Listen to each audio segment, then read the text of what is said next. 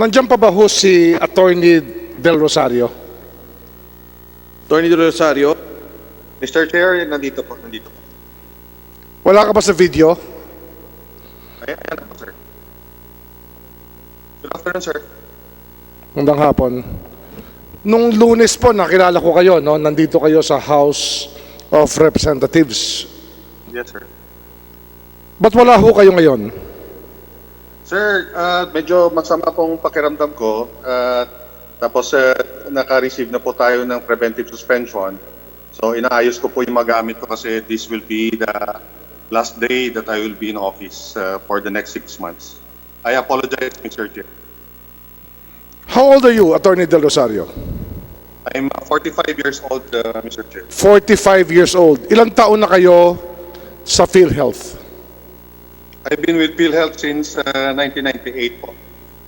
So 1998, you were 22 or 23 years old, nasa PhilHealth na ho kayo.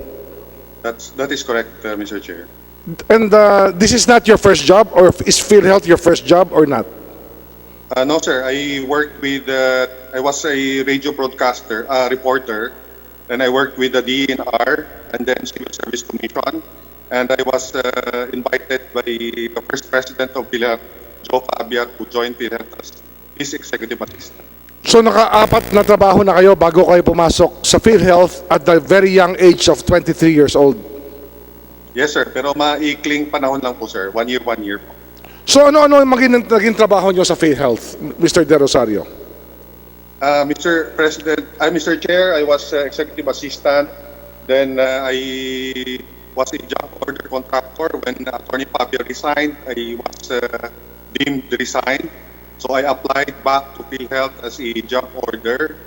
Then eventually I was appointed as Development Management Officer 4, assigned at the membership and contributions. Ilang taong kayo noon? Nung sa membership and contributions kayo? I think mga 25, Mr. Chair. So, sandali lang kayo nag-job order, tapos naging permanente kagad kayo sa PhilHealth. Yes, sir. Mga 6 months po akong job order, sir. Tapos kinuha na kayo. So, doon kayo sa membership contributions, tapos saan pa kayo nagtrabaho? Anong parte pa ng korporasyon? Membership contributions, then I was assigned po, sir, sa Office of the SBP Operations, Office of the Workers Program. I was also staff sa Benefits Development Office. Then I was Chief of Corporate Planning. Kailan kayo naging Chief ng Corporate Planning? I think, sir, 2005, 2004. So anong salary grade nyo noon, nung 2007? Salary grade 22 po. Pardon me? 22, sir, 22. Salary grade 22. Okay, yes, so corporate planning, tapos?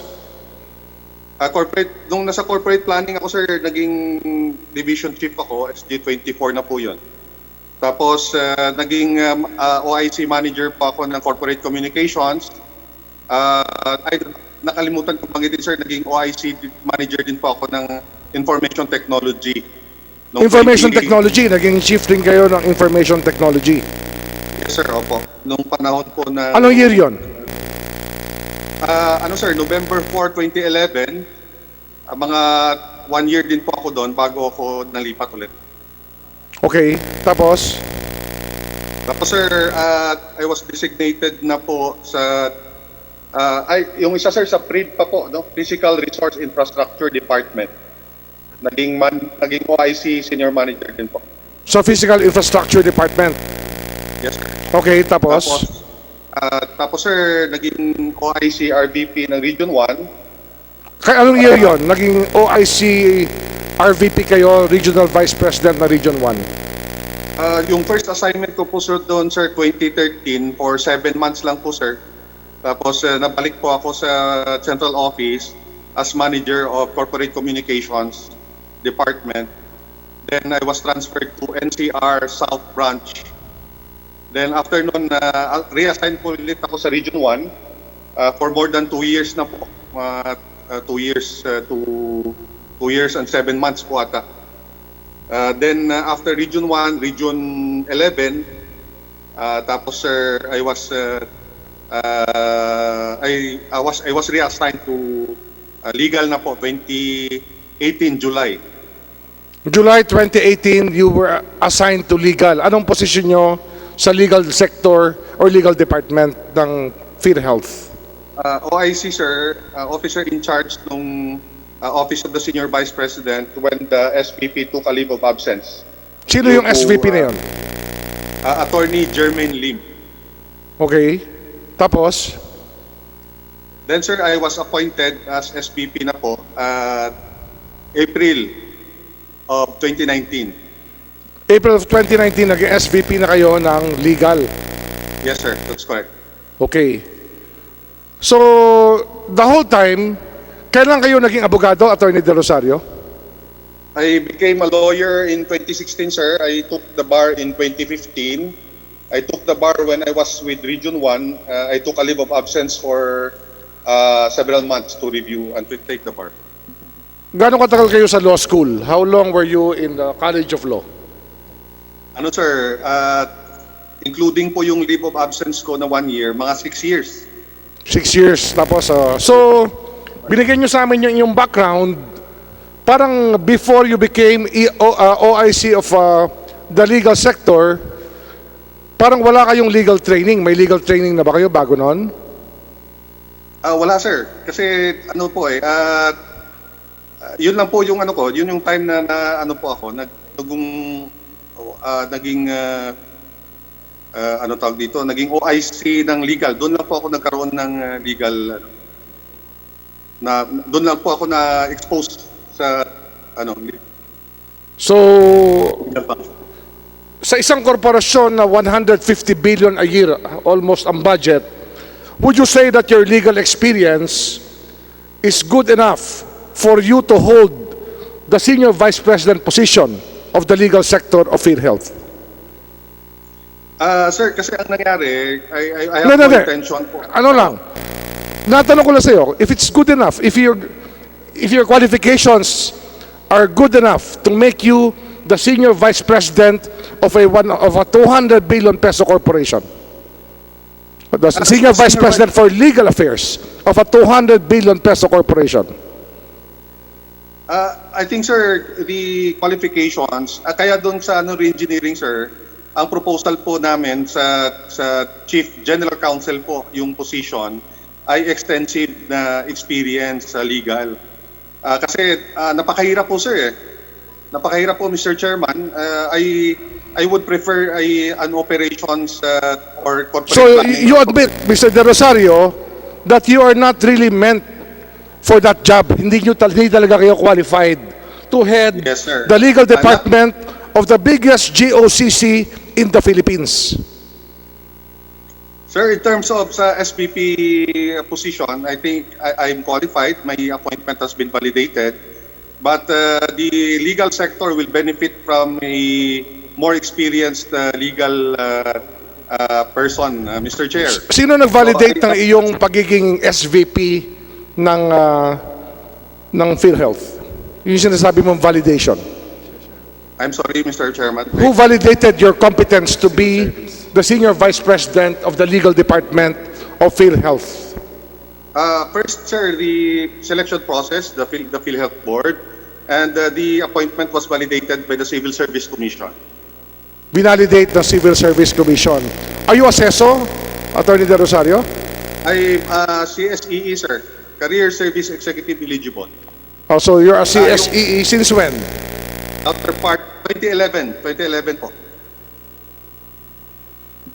I think Honorable Remulla, VP Mas of Human Resources will reply. Yes, sir. Under sa sector ko, Human Resource Department, I would like to submit itong certified true copy ng report on appointment issued by PhilHealth.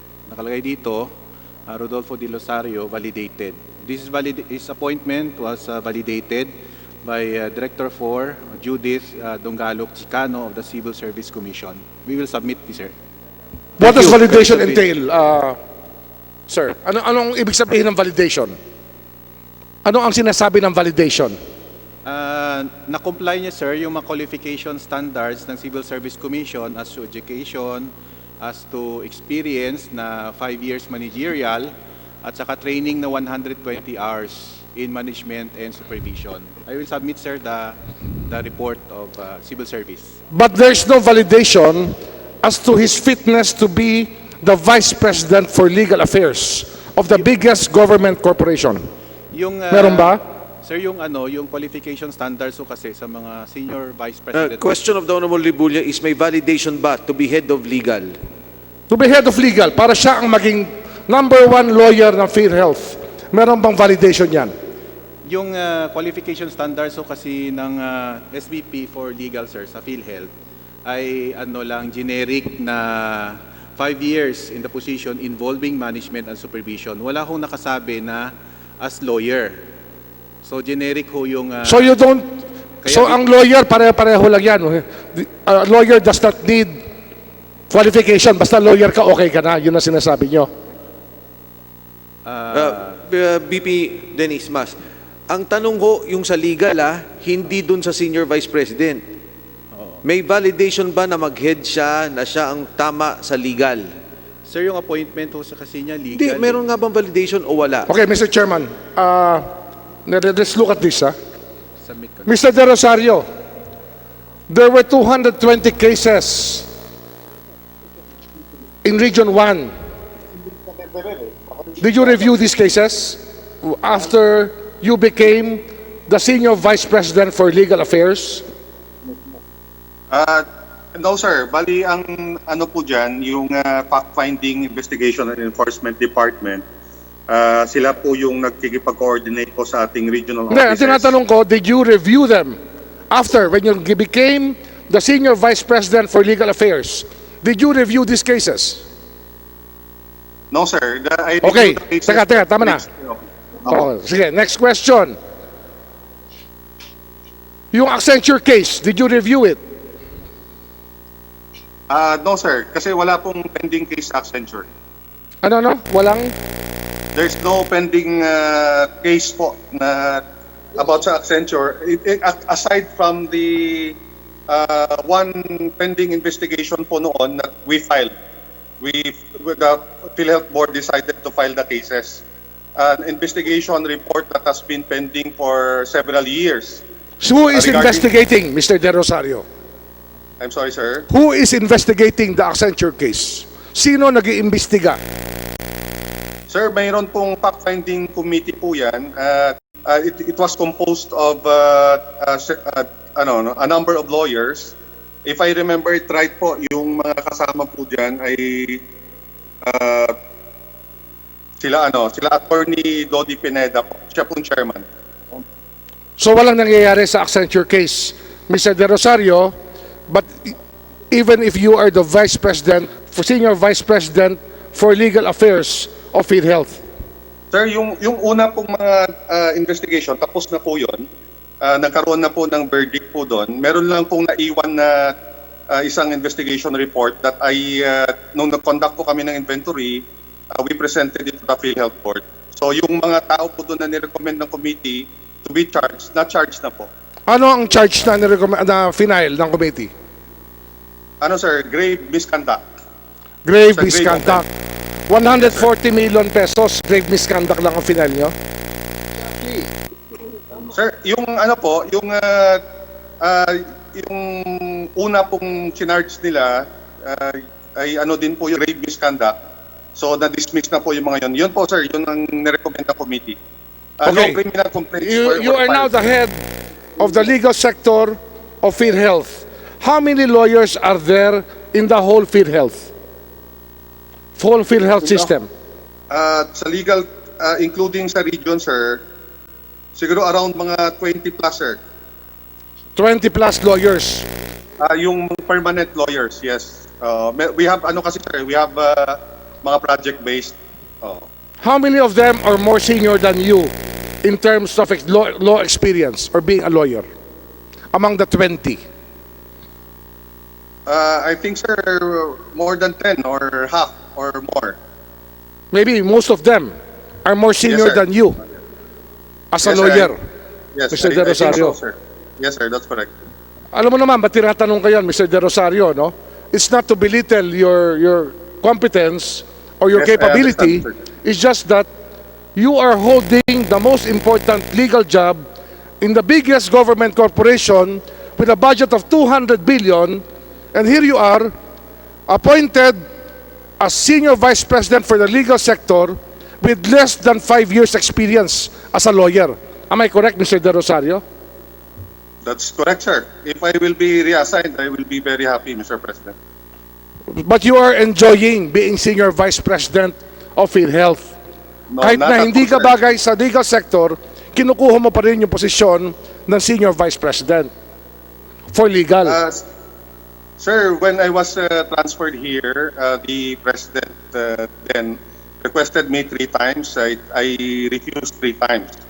But yun sir, actually, kung pwede lang, kung makakabalik lang ako sa regions, I will prefer that, Mr. Chairman. Now, Mr. De Rosario, meron pong allegations na kayo daw ang main player sa PhilHealth Mafia. Would you deny that? I absolutely deny that, Mr. Chair. Wala po tayong tinatago. Pumirma na po tayo ng yung sa waiver sa AMLAC. We are willing to submit sa lifestyle. Sir, sobrang ano po niyan, sobrang unfair po ng nasasaktan po tayo ng gusto dyan, pati po yung mga miyembro ng Na allegations ngayon, kaya tinatanong ko sa iyo, that's an allegation. So you are denying that, Mr. De Rosario? Sir, wala po. Wala po tayong kinasasapian na kahit anong pong mafia. Tayo po ay tapat na naglilingkod po dito. Mr. De Kung meron Rosario, man po- kung meron kang pagkukulang, it is that you are not really fit to be the Senior Vice President of the legal sector of PhilHealth, which is now embattled and has na napakarami ng problemang legal. Andiyan ka, alam mong hindi naman ikaw talaga ang dapat humahawak ng legal problems ng PhilHealth. Kung meron kayong kasalanan, it's more of incompetence, Mr. De Rosario. Would you call it that? No, I'm sorry, Mr. Chairman. I beg to disagree. The records will show that during my limited time here, nadoble po yung pagpa-file ng criminal complaints. Tapos tumaas po yung bilang ng investigations at resolution ng cases. Yun po yung katotohanan, Mr. Chairman. How many cases were filed while I'll you show you were the figures. in the past year? Ilan ang kasong na-file ng PhilHealth sa court? Sorry, sir. Somebody is calling the phone. It keeps on. How many? Sir, we have. I don't have the records now with me, but on the criminal complaints, before my time here, there were only 11 complaints filed. And ngayon po, nadoble na po yan.